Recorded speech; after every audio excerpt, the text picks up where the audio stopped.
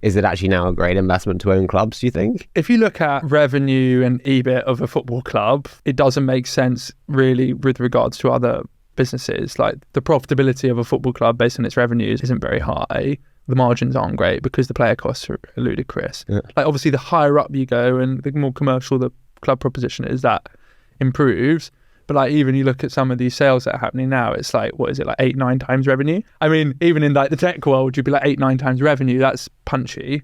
So if you're working on like a kind of a cash flow valuation, it's going to take you a long time to like get that money back. Mm-hmm. But the enterprise value is what people betting on, right? So over a period of 5-10 years, is the enterprise value of that asset going to be greater than where it was 5-10 years ago? Because you can improve the profitability, but there's a finite amount of clubs, right?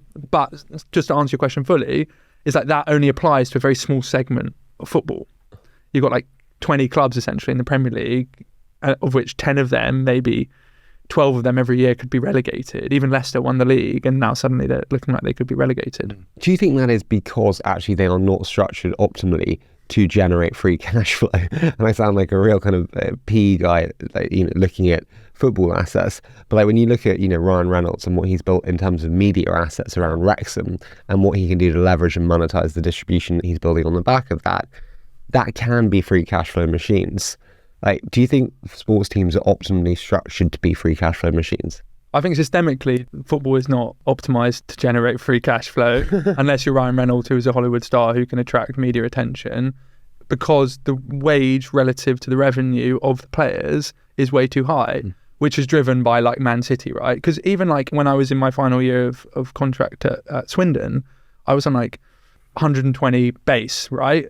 And our playing squad... 120 base a year. Yeah. And then our playing squad was probably like anywhere from 2 to 2.5 million salary. Like the whole playing squad was 2.5 million, let's say, and the revenue of the club was like 5 million. So if like 50% of your revenue is on your like only your playing squad, and forget about all the other operating costs, it's pretty tough to turn a profit.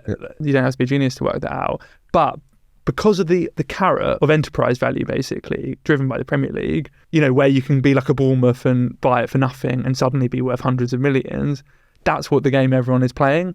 But the risk to reward on that is enormous because you've got to pump a lot of cash to try and get the enterprise value. Yep.